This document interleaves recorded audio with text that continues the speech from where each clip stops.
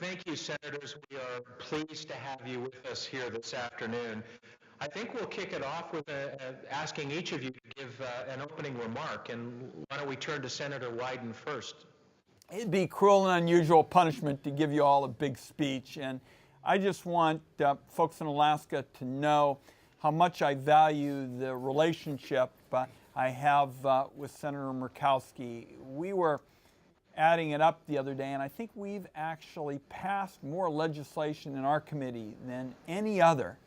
And the reason we have is because we think it is so important at this time when it seems like there's an awful lot of petty bickering and just sort of needless fighting to work to find common ground. Neither side here in the United States Senate has enough votes to just force the other to do what they wish. So you either try to find common ground or you just don't get anything accomplished. We're particularly proud of a couple of matters that we know affect Alaskans. I'll just touch on those briefly, and then in the parlance of Washington, just yield to my friend Senator Murkowski. We're very proud of our hydropower legislation, which of course is enormously important to folks in Alaska and in Oregon. We went in and were able to streamline some of the ridiculously bureaucratic and needless hoops that have impeded the effort to tap the full potential for hydropower. The industry tells us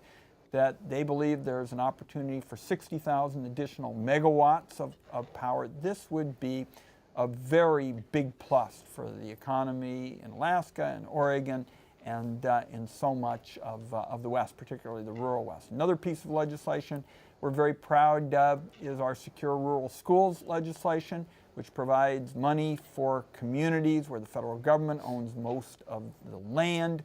We had to do some fairly nimble strategizing in order to do it, because we also had another priority, which was to get the government out of the helium business. This is something that 3 presidents and 5 Congresses have tried. You have to do it in a way that's sensitive to the needs of industry. We were able to do it through an auction process, so we did it in a fashion so that, for example, hospitals that have MRI machines in Alaska and Oregon are able to get the helium they need to operate, and we were able to secure through the auction process an opportunity to find funds for essential rural services. So we feel we are very lucky to be able to work together, and let me break the speechifying off at this point and turn it over to your senator, and then allow everybody at home in Alaska to ask questions. Well, thank you. Senator Wyden, thank you for being part of this Ron and Lisa show here before the Resource Development Council of Alaska. To all those of you that have gathered for the annual conference, thank you for the opportunity to be with you. What Senator Wyden has outlined, I think, is particularly important for us here in Alaska. Things are tough right now here in Washington, and I don't need to gild it in any way. We are in the midst of the National Defense Authorization Bill right now, and as we speak, there's a strong possibility that whole bill is derailed. That's not a good sign for the Senate. It's not a good sign for our military. It's really not a good sign overall.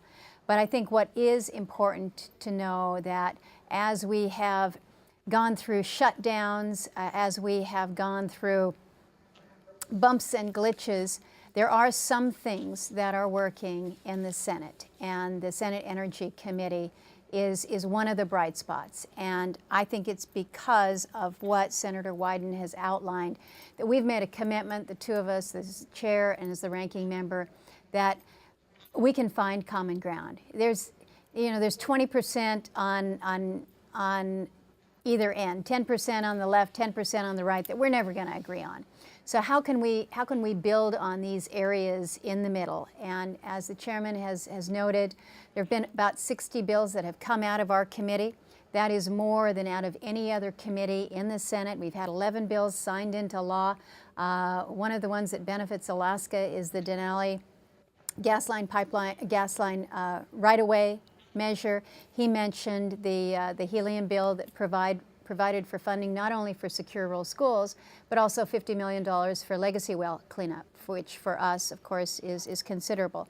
The hydropower bills, which will be enormously important as we move forward. But we've got some other things that we have been working on. We just dropped last week with 16 other co-sponsors a critical minerals bill, an issue important not only for us in Alaska as we develop our critical minerals, our rare earths, but really very important from a national strategic perspective as well.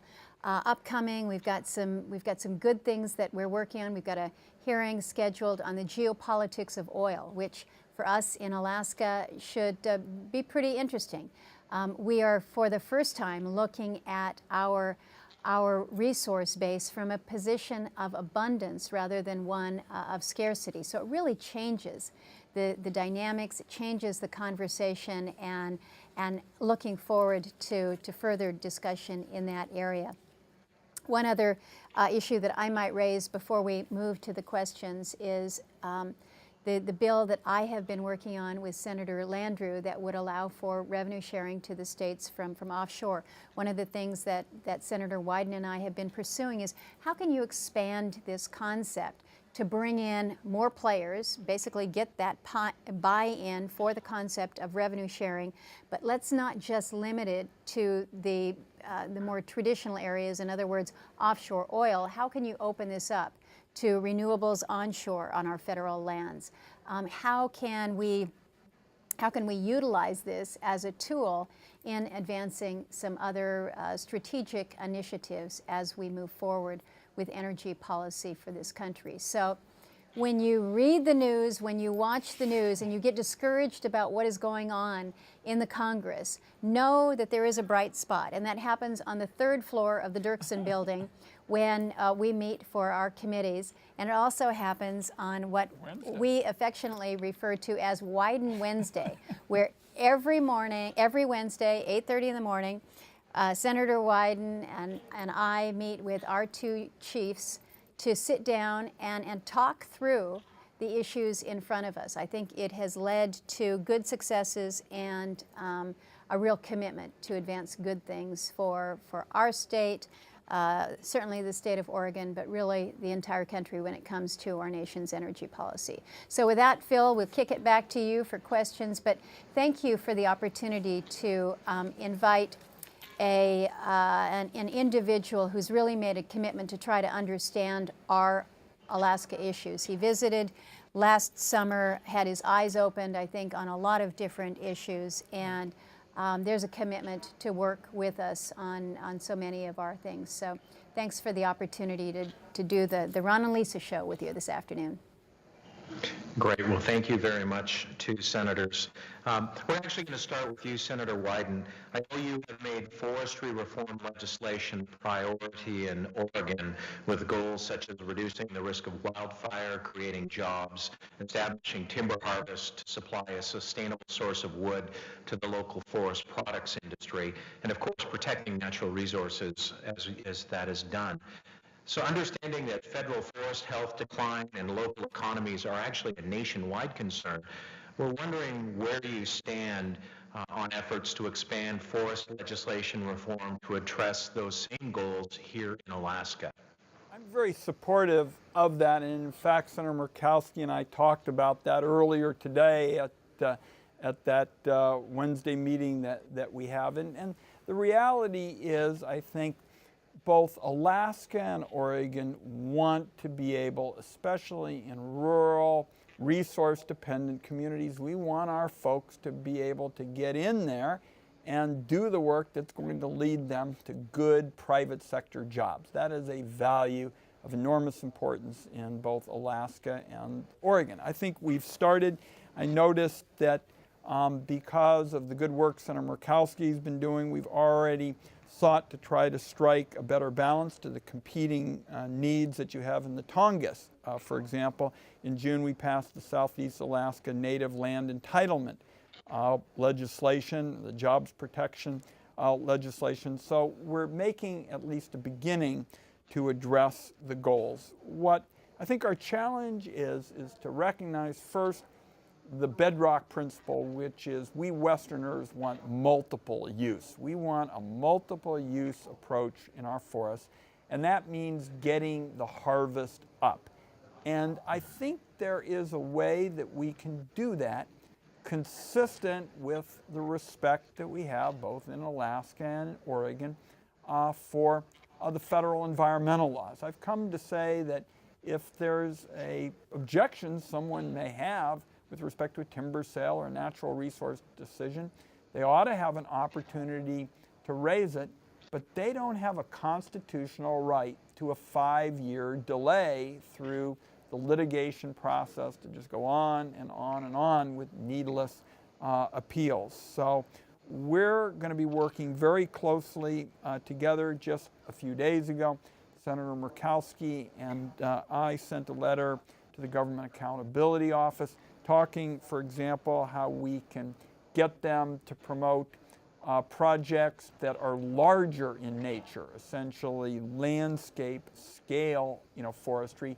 rather than forcing timber owners, timber operators to just go through one small project after another. So multiple use, striking a better balance, and building on this very robust tradition in Oregon and Alaska that recognizes that we can show with sensible forestry policies that we can have good jobs for our people in the woods, and we can do it without setting aside the federal environmental laws. Thank you for that. Just turning now from timber to fish, both of these renewable resources have actually come under attack by ENGOs, special interest groups, and others who are calling into question the sustainability of the harvested resource. Alaska's salmon fishery is the most recent target. We all know about Walmart and other food retailers jumping on the eco-label bandwagon, and it's being spearheaded by the Marine Stewardship Council. Senator Murkowski, can you share with us what's being done proactively to combat these unfounded attacks on our industry?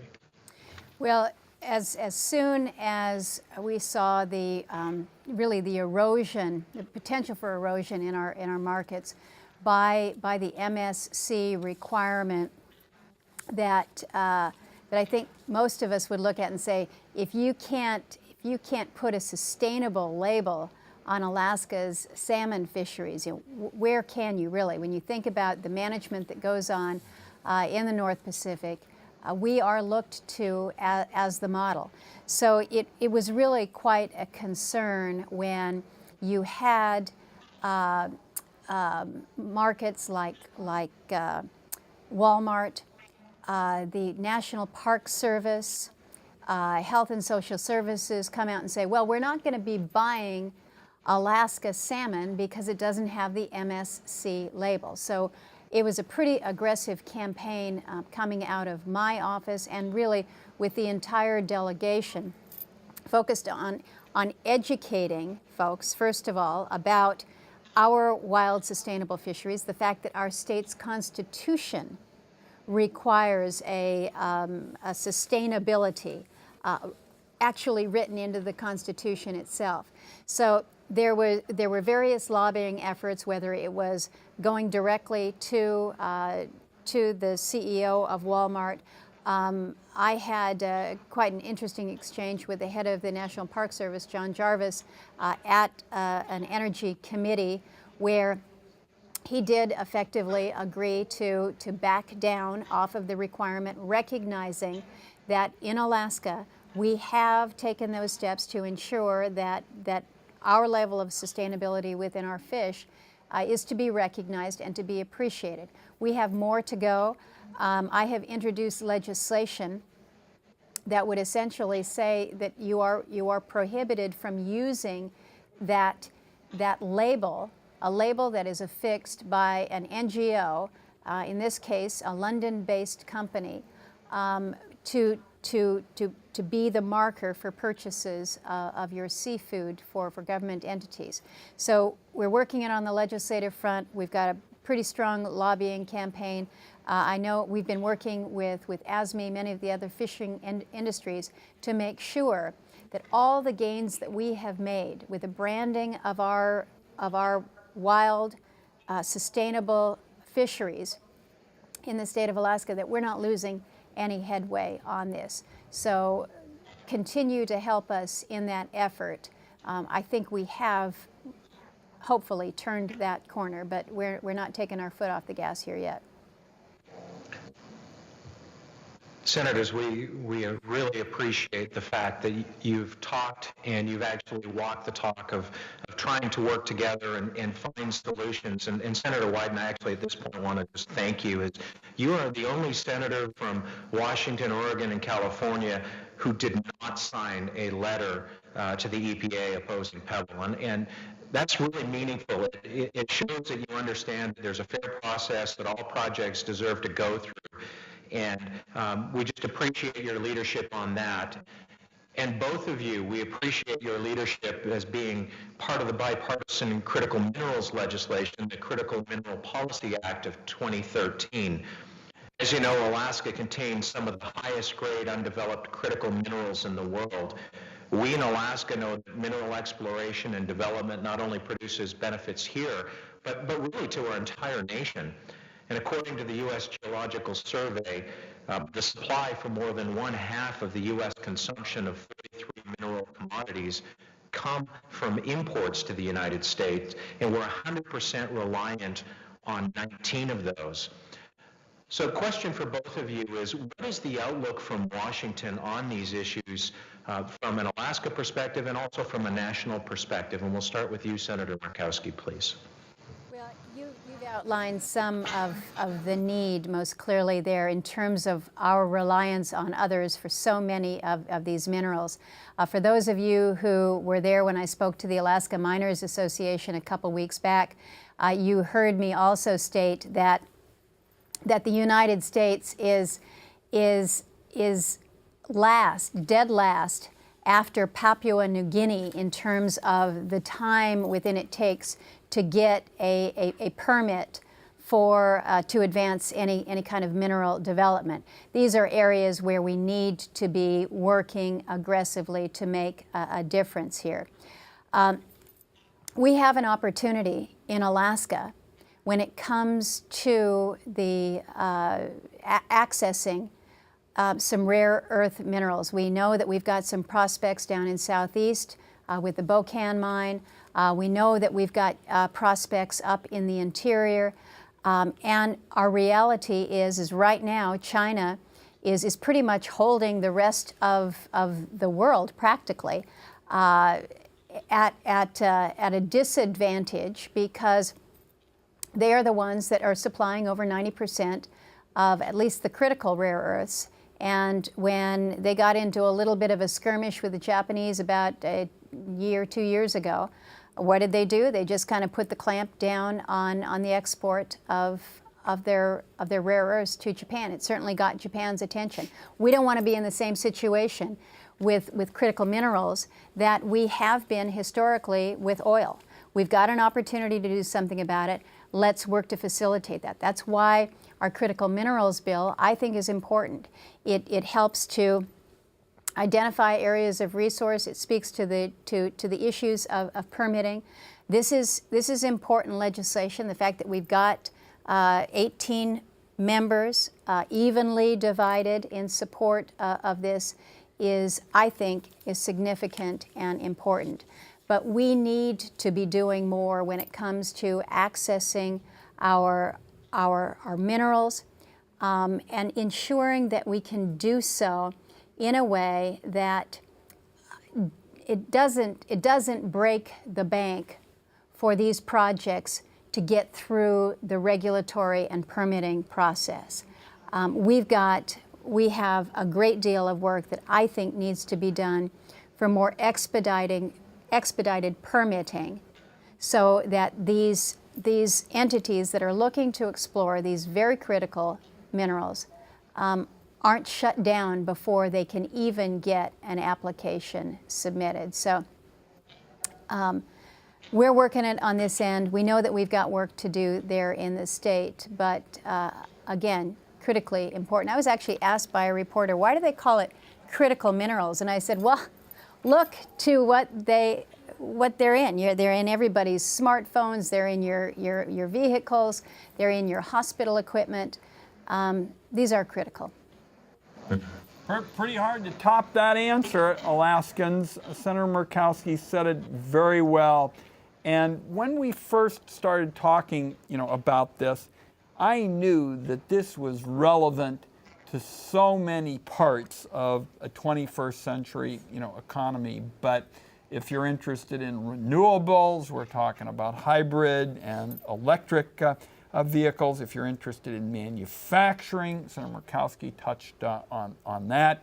Let's make no mistake about it that critical minerals are a national security issue. I'm on the Intelligence Committee. Sometimes one of my older children say that I'm on the so-called Intelligence Committee, but I can tell you it is a dangerous world. There are very real threats to our country, and critical minerals are a national security must. They are a must, for example, for fighter jets used by our armed forces. So I'm very pleased to be able to work with Senator Murkowski, on this. I also like the fact that this addresses one of the top questions with respect to economic competitiveness, because this is going to improve the domestic supply chain in America. And when you look at our ability to compete both, not just in the United States, but around the world, it always comes back to the domestic supply chain, and critical minerals give us, a boost there. So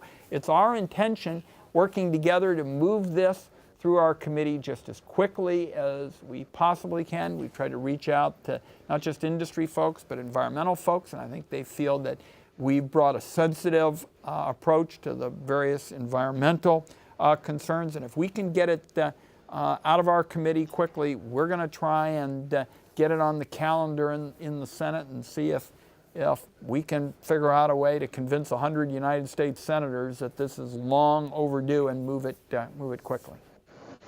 Well, thank you both for your leadership on that. Senator Murkowski, as you know, tourism is one of our largest industries in the state, and we actually have 70% of all national parks land in America and 80% of wildlife refuge access, or acreage rather, yet the vast majority of these units have no road access or few facilities for visitors to come into.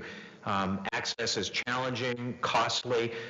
From your perspective, what can the federal government do to help the tourism industry in Alaska and accommodate growing visitation to these areas?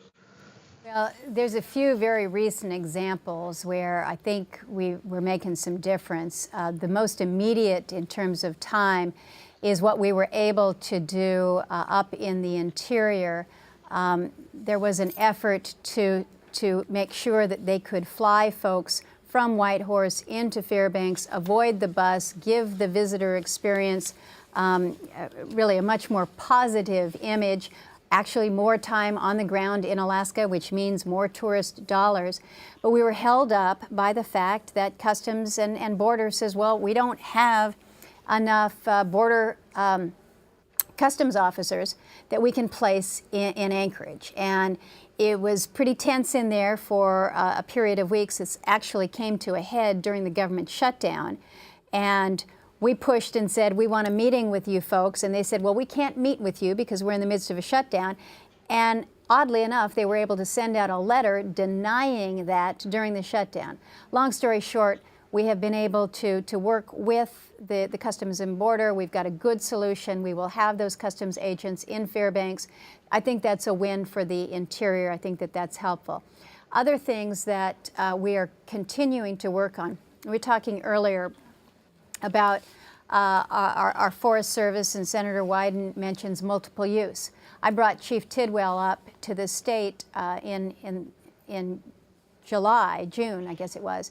And one of the things that I wanted to demonstrate to him was how limited our opportunities are in the Tongass by the roadless rule. I took him further in saying, okay, if you're suggesting that we can't do more to expand our harvest in the Tongass, and you are suggesting we need to look to other uses, and you want us to promote tourism, then you need to help us, because it's the Forest Service that is limiting the number of permits available to our air taxi operators who want to take these tourists who come off the cruise ship and want to go out to Misty Fjords or Trader Cove. And yet what they're doing is they're cutting in half the number of permits for our tour operators. So we got the chief to sit down and visit with the operators, understand some of the issues. We're working with Forest Coal in order to deal with these issues. But when it's our own government, when it's our own agencies that are limiting our ability to do other things in our national forests, in the Tongass, then, come on, you got to work with us on this. We've got some other issues that we face with not only our national parks, but within our refuges as well, where we need to be working to enhance that tourism opportunity. One of the things that we faced last year that was on the front burner when we were talking about tourism was the ECA, the emissions from our cruise ships, and the requirements coming out of EPA, going to have a considerable impact on cost to the cruise ship industry. In that situation, my assessment of the outcome is, well, we are making it work. It's probably not as satisfactory an outcome as I would have liked. But again, it's an instance where you have agencies coming in through additional regulations or limitations, increasing our costs or decreasing our access. So this is a continuing challenge for us as we try to build out the tourist attraction, the thing that draws so many people to our state for tourism is our lands, but we have to be able to access these lands. So it's probably a full-time job for me representing Alaska back here, but sitting as I do on the Energy Committee, as well as being the ranking member on the Appropriations Subcommittee over the Interior, which has our national parks as part of that, it gives me a venue to insert myself where it's most needed. So we're still working on it, but we made some good news headway with Fairbanks and the Interior and Customs last week, so that was good. Great news, thank you. Senator Wyden, we're going to give you the last question. As you know, Alaska has about a third of the nation's oil and gas reserves, and we're ready and willing to help North America achieve energy independence. Yet we have production decline, and it continues to decline across the North Slope, and our vast natural resources in federal areas onshore and offshore remain untapped. What types of initiatives do you support for getting more of Alaska's energy resources to markets both in the U.S. and beyond? Getting the last question is always ominous, is my experience. But let me, if I can, maybe touch for a minute or two on the export issue, on pipelines, and then revenue sharing, and just sort of give you a capsulized summary of where I think things may be headed. On the export issue, nationally, what we're trying to find, because we're in a pretty desirable situation, we haven't had it essentially in my adult lifetime, is whether we can have a policy where we can have it all, where we can have stable prices for our businesses and our consumers.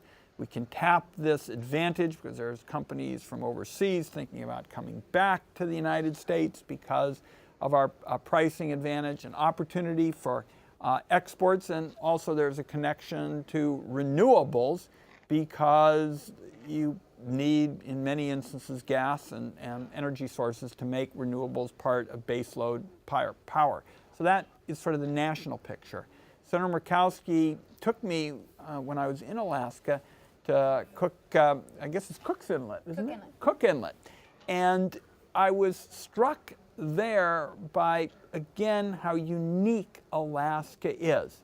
In other words, if they can't export gas from Cook Inlet to Asia, it's just going to be stranded. I mean, nobody's going to win.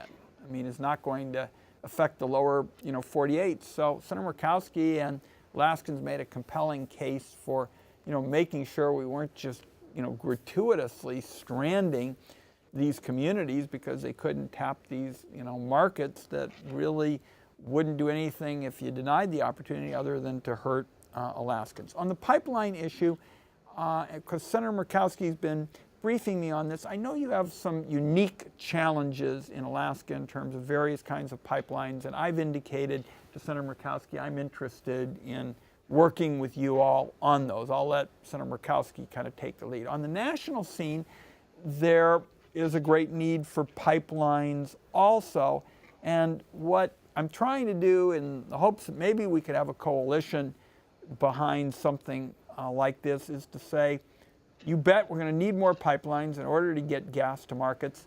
If we're talking about new pipelines, let's make them better pipelines and try to bring some of the environmental folks into this by making sure that the pipelines of the future emit more methane. We all understand that that is something we want to avoid. So there may be an industry environmental coalition that can be explored there. And finally, on the revenue sharing issue, I'm very interested in working with Senator Murkowski, Senator Begich, Senator Landrieu, all of the states that have federal land and federal water. There is an opportunity here to build a new 21st century coalition because in virtually all of these communities, there are responsible people working for multiple use. I was struck when I was in Alaska and meeting with Alaskans. It wasn't that different than the meetings in rural Oregon and the meetings in Louisiana. There are some industry folks, there are some environmental folks. They're all being very constructive. They're not yelling at each other, not screaming and saying they're going to sue each other. They're trying to find a way to get good paying jobs and resource dependent industries, which is to have sensible policies to tap the potential of those resources for jobs, and they want to be sensitive to the environment, whether it's the coast in Louisiana, whether it's geothermal and resources in Alaska, whether it's old growth in Oregon. So I can tell Alaskans that Senator Murkowski and I are going to be spending a decent chunk of our waking hours through the remainder of this Congress trying to see if we can build a coalition to pass some sensible revenue sharing approaches. And it's a jobs issue, it's an environmental issue, it's a taxpayers issue, but it's hugely important for Alaskans and Oregonians. And if I get the last word, I'm just going to use it to say I'm very appreciative that my partner on the Energy and Natural Resources Committee always meets me halfway. We've got to be bipartisan, particularly at a time like this with so much gridlock. And I'm very appreciative that Senator Murkowski takes that approach. Senator Wyden, thank you so much for taking time to dialogue with us and share your views and help understand the issues that are so important to Alaska. And Senator Murkowski, we greatly appreciate you standing up for us and representing resource industries. I think the 1,000 people in the room here are very, very pleased with what they've heard today, and we just thank you both for your leadership. Thank you for taking time. I know it is so busy in D.C., but this means an awful lot to us. Thanks for putting this on your schedule. Thank you. Great. I don't know about you, but that was pretty darn cool.